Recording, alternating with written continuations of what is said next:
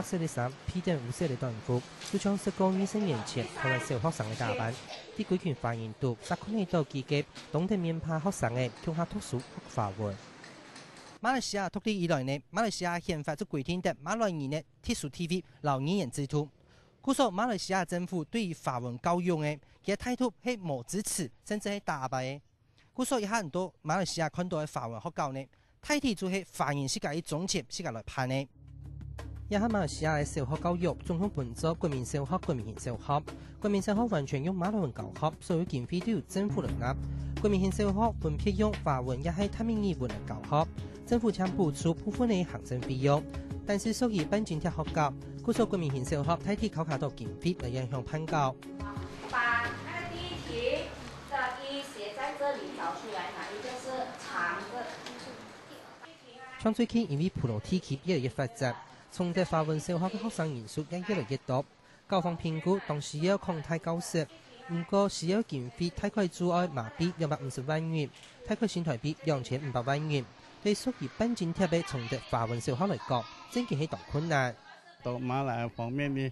都是由法教嘅董事部、法商人士全出力啦，來重建啦。政府方面的幫助缺少啦，缺少所以都是靠着法人。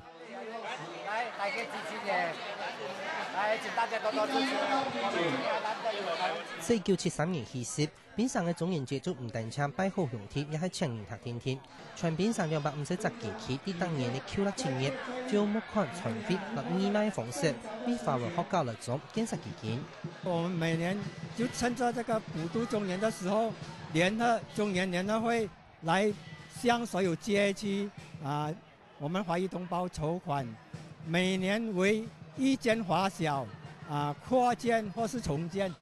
像去年總年學費就為從的法文小學總到嘅馬幣160萬元，大概新台幣1600萬元嘅建構基金。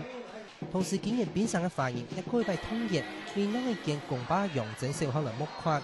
當然一樣嘅情形就無停嘅重複的。政府的政策裡面沒有華文教育這個字眼在裡面的，沒有的。